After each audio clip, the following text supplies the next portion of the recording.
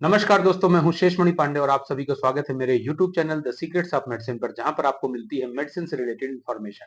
आज की इस वीडियो में हम बात करेंगे हाइपर पिगमेंटेशन के बारे में, जो कि सामान्य तौर पर कई कारणों से होते हैं। जैसे किसी को आफ्टर पिंपल्स पिंपल्स के बाद का निशान है, वो दाग काफी लंबे समय तक रहता है। दूसरा, स्कार टिश्यूज की कई बार चोट लगने के दौरान वो चोट के निशान बने रहते हैं। और तीसरा, जो मोस्ट कॉमनली फीमेल्स में देखा जाता है, वो है मिलाज्मा, जो कि ब्राउनी स्पॉट या हल्का ग्रे कलर का स्पॉट हमारे गाल में, हमारी चिन में या नोज में या फ्रंटल हेड में पाया जाता है। तो इसके बारे में हम डिटेल से जानेंगे, साथ ही हम जानेंगे इसके कॉज क्या है, इसका ट्रीटमेंट क्या है। तो इसलिए वीडियो को लास्ट तक जरूर देखें। और अगर आपने अभी तक मेरे चैनल को सब्सक्राइब नहीं किया है तो रिक्वेस्ट करूंगा कि चैनल को सब्सक्राइब कर लें, ताकि ऐसे ही मेडिसिन से रिलेटेड इंफॉर्मेशन आपको सबसे पहले मिल सके। तो चलिए हम वीडियो को स्टार्ट करते हैं।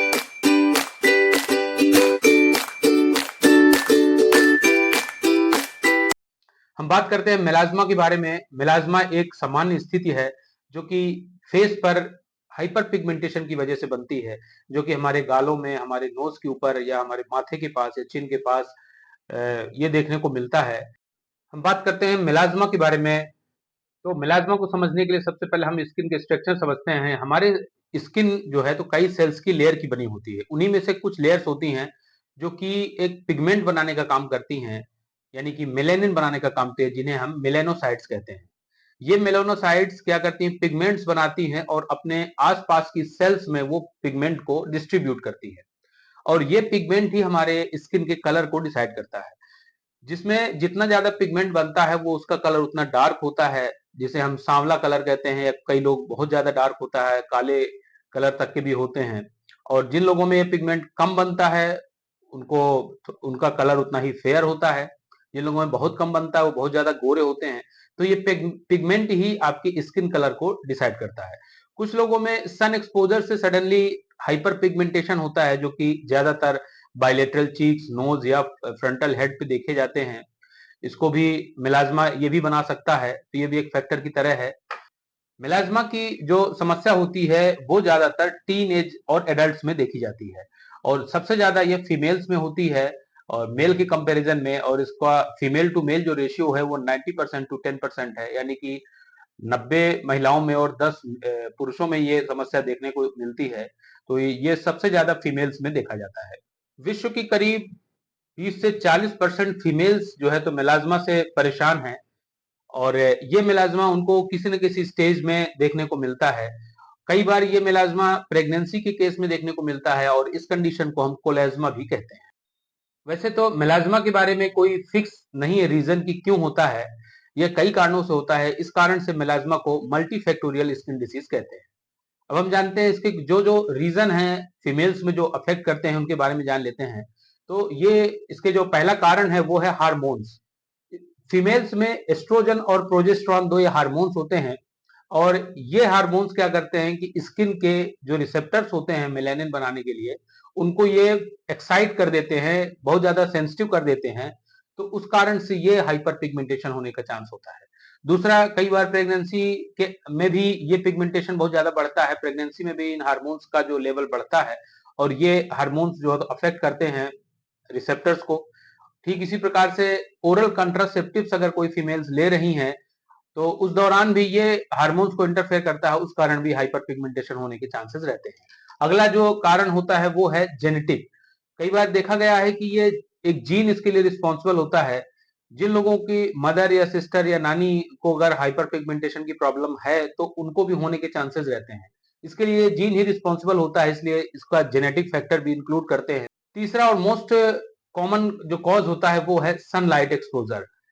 ये एक्सपोजर मेल और फीमेल दोनों को अफेक्ट कर सकता है, चाहे वो धूप के संपर्क में मेल जाए या फीमेल जाए। हालांकि मेल में कम ही देखा जाता है, लेकिन ये जैसे ही सन एक्सपोजर होता है तो हमारी जो स्किन होती है, और स्पेशली जिन लोगों की स्किन फोटोटॉक्सिक या सेंसिटिव होती है सनलाइट के एक्सपोजर में, या फिर जिन लोगों को विटामिन डी की कमी है, तो उन लोगों में ये पिगमेंटेशन बनने के चांसेस ज्यादा होते हैं।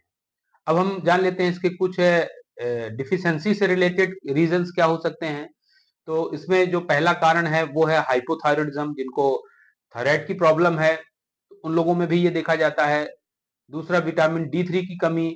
इसके लिए भी ब्लड टेस्ट कराना पड़ता है, डॉक्टर्स चेक करते हैं कई बार। तो विटामिन D3 की डिफिशियंसी भी एक कारण बनती है। तीसरा कारण है जो है वो है पैराडॉक्सिकल हाइपर पिगमेंटेशन। ये पिगमेंटेशन बनता है जिन लोगों को फेयर होने के लिए रिकमेंड की गई हुई दवा, अगर किसी ने बताया कि ये दवा स्किन के कलर को फेयर करती है और बगैर जाने समझे उन्होंने यूज करना स्टार्ट कर दिया, और हो सकता है कि वो क्रीम जो है स्किन के लिए काफी ज्यादा हाइपर सेंसिटिविटी क्रिएट कर रही है या सूट नहीं कर रही है, तो शुरुआत में लगाने के दौरान कलर फेयर होगा लेकिन वो फोटोटॉक्सिक इफेक्ट देगी। जैसे ही सन एक्सपोजर में जाएंगी वो, तो वो बर्निंग सेंसेशन देगा और उस एरिया को पर्टिकुलर अफेक्टेड एरिया में ये हाइपर पिगमेंटेशन बना देती है। अब हम बात करते हैं टाइप्स ऑफ मेलाज्मा। मेलाज्मा कितने प्रकार के होते हैं? ये मेलाज्मा बेसिकली दो तरह के होते हैं। एक होता है अपर लेयर मेलाज्मा जो कि एपिडर्मल लेयर में होता है, और ये मेलाज्मा का जो कलर होता है वो हल्का ब्राउनी होता है, बहुत ज्यादा डार्क नहीं होता है लेकिन समझ में आता है ये।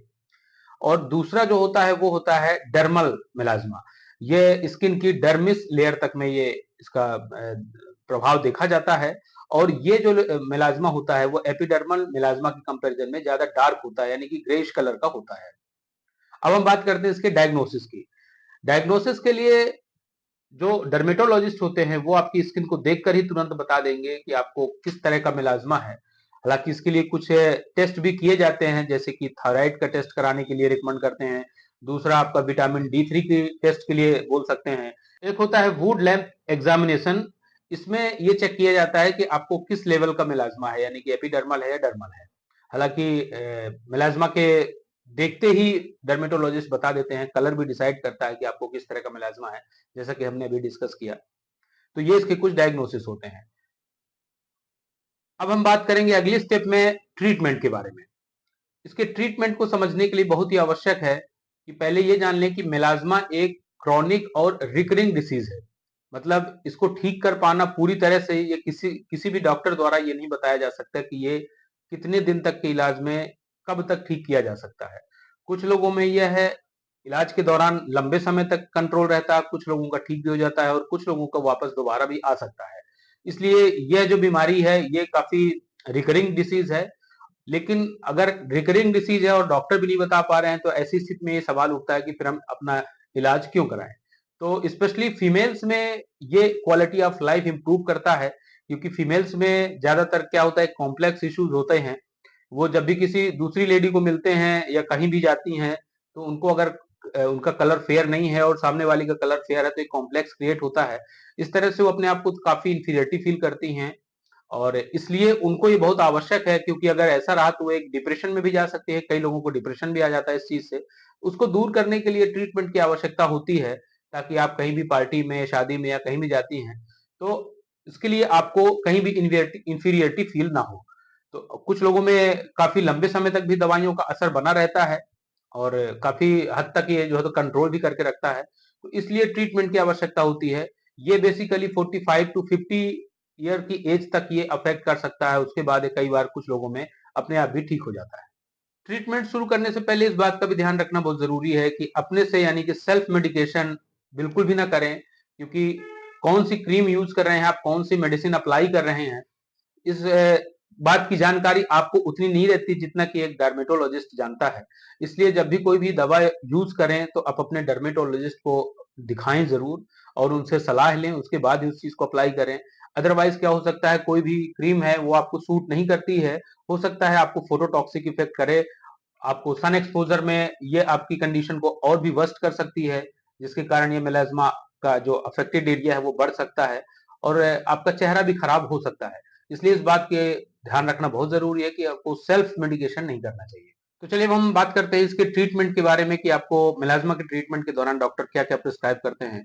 मेलाज्मा के ट्रीटमेंट में जो पहले स्टेप में दिया जाता है डर्मेटोलॉजिस्ट द्वारा, वो रिकमेंड करते हैं सनस्क्रीन। सनस्क्रीन जिसमें कि zinc oxide, titanium dioxide, iron oxide का एक कॉम्बिनेशन होता है।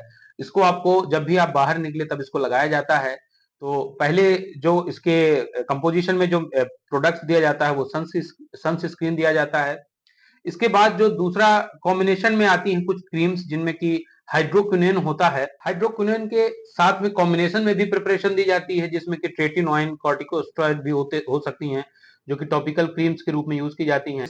इसके अलावा और भी कुछ मेडिकेशन डॉक्टर्स आपको दे सकते हैं, जो कि इंक्लूड करते हैं एजेलिक एसिड, कोजिक एसिड और विटामिन सी। ये प्रिपरेशन नॉर्मली मिलेज़मा के ट्रीटमेंट में की जाती हैं। आइए हम इनसे रिलेटेड ब्रांड्स देखते हैं कि नॉर्मली आपके लिए कौन-कौन से ब्रांड यूज़ करने लायक हैं और कौन-कौन से बेस्ट ब्रांड्स हैं, जो आपकी स्किन के पिगमेंटेशन को दूर करती हैं, चाहे वो पोस्ट पिंपल पिगमेंटेशन हो या फिर मेलाज़्मा हो। तो हम पहला ब्रांड लेते हैं JP white cream. JP white cream बहुत ज़्यादा यूज़ होने वाली क्रीम है और इसमें जो कॉम्बिनेशन होता है वो है 2% हाइड्रोक्विनोन, ग्लाइकोलिक एसिड और कोजिक एसिड। ये लॉन्ग टर्म सेफ है और प्रेगनेंसी के केस में इसको नहीं रिकमेंड किया जाता है।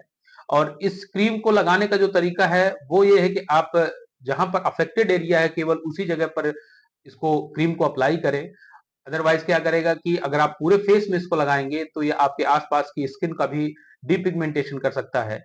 तो इसका जो लगाने का तरीका है, जहां जहां पर पिगमेंटेशन है केवल उतने ही एरिया में इसको यूज करना चाहिए। दूसरा जो ब्रांड है वो है सेस्डर्मा का एजेलिक लोशन, जिसमें कि एजेलिक एसिड होता है, सैलिसिलिक एसिड। और एजेलिक एसिड जो क्या करता है, डीप डीप पिगमेंटेशन ब्लीच की तरह काम करता है। तीसरा जो ब्रांड है वो है बायोडर्मा का सीबियम नाइट पील, जिसमें कि ग्लाइकोलिक एसिड 15% होता है और ये सेफ भी होता है प्रेगनेंसी के दौरान। और ये एक तरह से स्किन की एक लेयर की पीलिंग करता है। तो जो पिगमेंटेड जो एपिडर्मल जो मेलाज्मा होते हैं, वो एपिडर्मिस के लेवल पे जो होते हैं वो काफी कंट्रोल हो जाते हैं और ये एक तरह का पीलिंग इफेक्ट देती है। इसको लगाने का तरीका यही कि इसको आप रात में ही लगाएं। तीसरा जो ब्रांड है वो है नेग्रीफिक्स। ये कुछ लोगों में एक्सेस स्किन की वजह से हाइपर पिगमेंटेशन होता है, जो कि ज्यादातर आपके गर्दन के पीछे भी हो सकता है या आर्म पिट्स में हो सकता है, जो कि ब्लैक कलर काफी बना देता है। तो ये उस तरह की कंडीशन को ठीक करने के लिए इस क्रीम को यूज किया जाता है। कुछ और पील्स होती हैं जैसे कि फिनॉल पील्स या रेटिनॉल पील्स, इनका भी कई बार डॉक्टर यूज करते हैं। कुछ लोगों में पिगमेंटेशन को दूर करने के लिए कुछ लेजर थेरेपी भी यूज की जाती है और ये काफी हद तक आपके पिगमेंटेशन या ब्लेमिशेस को कंट्रोल करती है। तो ये थी सारी जानकारी हाइपर पिगमेंटेशन के बारे में, मेलाज्मा के बारे में। आशा करता हूं दोस्तों कि ये वीडियो आपको पसंद आएगा और ऐसे ही मेडिसिन रिलेटेड वीडियो के लिए आप हमारे चैनल को सब्सक्राइब करें और साथ ही बेल आइकन दबा दें। मिलते हैं नेक्स्ट वीडियो में। Thank you so much for watching.